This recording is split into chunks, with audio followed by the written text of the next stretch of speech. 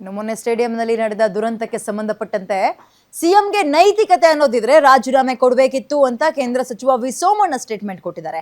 ಮಾನ ಮರ್ಯಾದೆ ಇದ್ರೆ ಒಂದು ಈ ದುರ್ಘಟನೆಯ ಹೊಣೆಯನ್ನ ಅವರು ಹೊತ್ಕೋಬೇಕು. ಮುಗ್ಧರನ್ನ ಕೊಂದಂತಹ ಶಾಪಗ್ರಸ್ತ ರಾಜ್ಯ ಸರ್ಕಾರ ಇದು. ಯಾರೋ ಕಿವಿ ಕಚ್ಚಿದ್ರು ಅಂದ್ರೆ ನಿಮ್ಮ ಅನುಭವ ಏನಾಯ್ತು ಸಿದ್ದರಾಮಯ್ಯನವರೇ?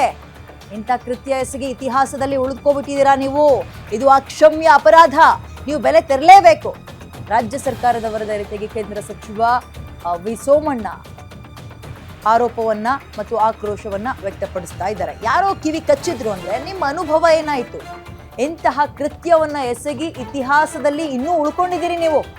ಅಕ್ಷಮ್ಯ ಅಪರಾಧ ಕಣ್ರಿ ಇದು, ಬೆಲೆ ತೆರಲೇಬೇಕು ನೀವು ಇದಕ್ಕೆ ಅಂತ ರಾಜ್ಯ ಸರ್ಕಾರದ ವಿರುದ್ಧ ಕೇಂದ್ರ ಸಚಿವ ವಿ ಸೋಮಣ್ಣ ವಾಗ್ದಾಳಿ ನಡೆಸಿದ್ದಾರೆ.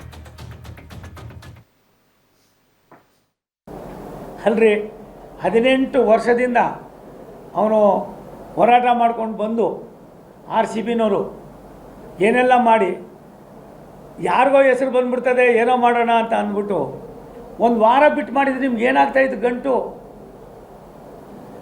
ಏನೇನು ಮಾಡಬಾರ್ದಾಗಿತ್ತು ಎಲ್ಲವನ್ನು ಕೂಡ ಮಾಡಿ ಆ ಪಾಪಕ್ಕೆ ಗುರಿಯಾಗಿದ್ದೀರಿ. ನನಗೆ ಭಾರಿ ನೋವಾಗಿದ್ದು ಪೊಲೀಸ್ ಕಮಿಷನರು ಒಬ್ಬ ದಕ್ಷ ಪ್ರಾಮಾಣಿಕ ಅಧಿಕಾರಿ, ಯಾರು ಹೇಳಿದ್ರು ಕೇಳಲಿಲ್ಲ. ನೀವು ಮಾಡಬೇಕಾಗಿದ್ದು ಸಿದ್ದರಾಮಯ್ಯನವ್ರಿಗೆ ಏನಾದ್ರು ನೈತಿಕತೆ ಇದ್ದರೆ ಅವ್ರು ಮಾಡಬೇಕಾಗಿತ್ತು, ಅವ್ರು ರಾಜೀನಾಮೆ ಕೊಡಬೇಕಾಗಿತ್ತು.